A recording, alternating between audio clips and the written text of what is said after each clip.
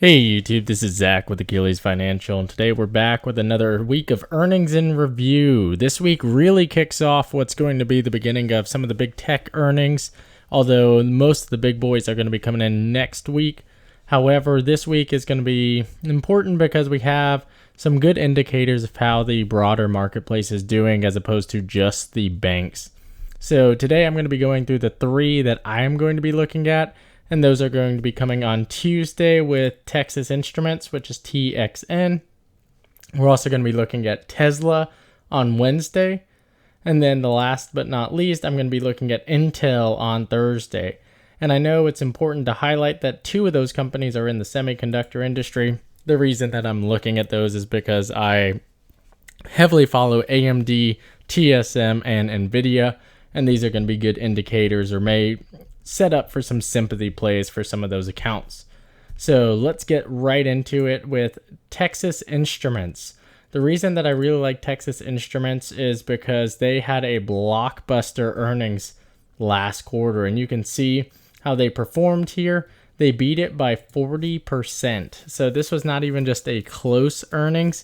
They blew it out of the water, and that really set them up for growth. This is a company that has continued to do very well over the past few years, despite the fact that they haven't had monstrous growth over the course of those years. As you can see, they do pay a very healthy dividend, and they have really transitioned into very much so a blue chip style company where they are looking for steady revenue growth and steady stock growth. And that can be seen over the course of the past year, where again this has enabled them to have that breakout. You can see that big earnings play right here where they really did explode up. You can see that last week, or just even the 10-day chart right here, you can see that some of that pre-earnings run up may be priced in. So that's what I'm going to be watching here is, am I really going to be making a call side play, or do we want to sell some of that excitement of, hey, they could have another blockbuster earnings? I think that can get dangerous, but that is one that I'm going to be looking at is, can we sell premium on the call side? If we do see a little bit of a dip just over the broader market tomorrow, I may do some of the calls just because traditionally they don't move. However, their premium has gone up when we look at some of those options plays. So this is a stock that I think is great to buy into. I only see upside. Even if they report a little under earnings, I think that there's still going to be a lot of opportunity going forward. So I am going to be watching that and see how they perform. Again, you can see their progress over the past 5 years. They are continuing to grow, and I think that this is an opportunity to continue to be a breakout for them. So while I am going to be watching this, I don't know if this is a point where I want to get in. And again, I'm really only going to be playing the option side, not even looking at the actual stock price. So let's go back and see what else we've got going on here. On Wednesday, everyone's going to be looking at Tesla. And I think this is the expectation. Again, they had an awesome earnings run up last quarter, and I think that we may be in the opportunity to do so again. I also want to highlight that last quarter, the real boost to their revenue was how much they were able to sell their tax credits for. So we really don't have a lot on the revenue or on the profit side, but I really want to be watching how well can they do there. Revenue continues to go up, although I'd like to see that kind of a little bit more. If we go into their fundamentals and let's look at the income side, you can see revenue is going up, but if we look at it on the quarter side, it's not explosive. And again, I'd like to see a little bit more steady on the revenue side. And I do recognize that this is at its base an auto manufacturer, and we are going through a pandemic. However, this is a company that has seen monumental growth this calendar year. If we just look at the stock price over the course of this year, you can see that the return is insane. We're talking about, in some cases, as much as a 4x multiple. So if that's the case, I want to make sure that we get the best bang for our buck. That being said, I do think there's going to be a lot of optimism, and I do think that this is an opportunity to sell premium, or we can try and sell some or go after some deep out of the money calls and see if we can sell on the ride up. However, these are very expensive. even a $500 call option is still going to cost you well over $300, which is insane for a $60 move on a stock. We're talking that's more than 10% move is still going to cost you $300. So I don't really like to play Tesla. However, you pay to play, and it has some opportunity to do very well. I think on the put side, we could see something where we saw some of that 500 touch in back in the September sell-off were dropped by more than $100. However, I don't foresee that occurring unless we see some broader news. But this was a market sell-off, not necessarily just a Tesla sell-off. So you could play the put side. However, I don't see any surprises coming from this earnings. If anything, it'd be just on the upside.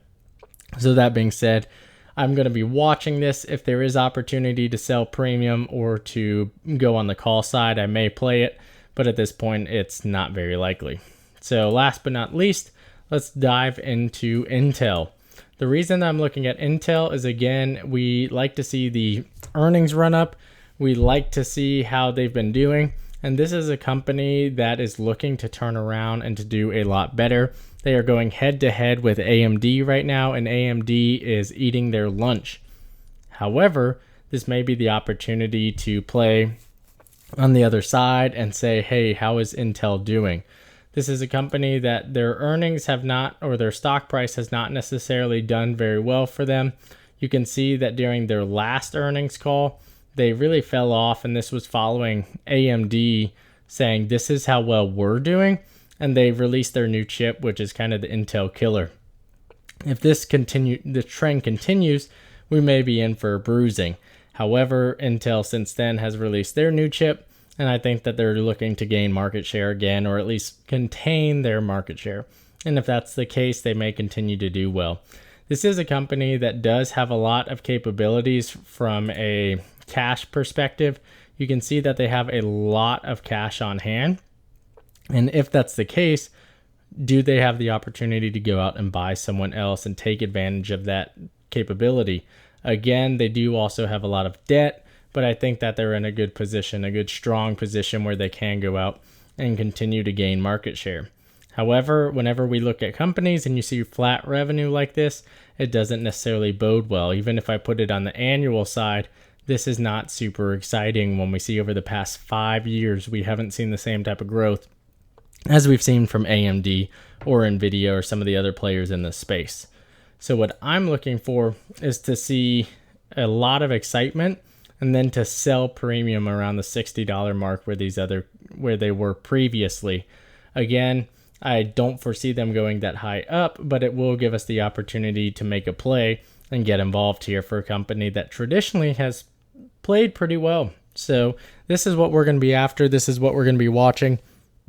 It is a cheaper option play, and this is a company that I don't think you can lose if you make a share play, because they do have a pretty good dividend and they're just always going to be around, at least for the foreseeable future.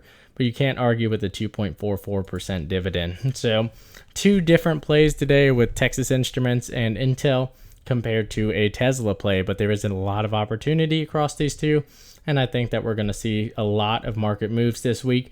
We've still got the election uncertainty coming up, and that is now less than 3 weeks away.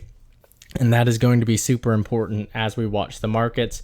How are they going to react to the different regimes, and who's going to be going what direction? So at this point in time, the market hasn't hit the brakes, but we may be wanting to watch that. So just make sure that you're smart with your cash balances and that you're not over investing.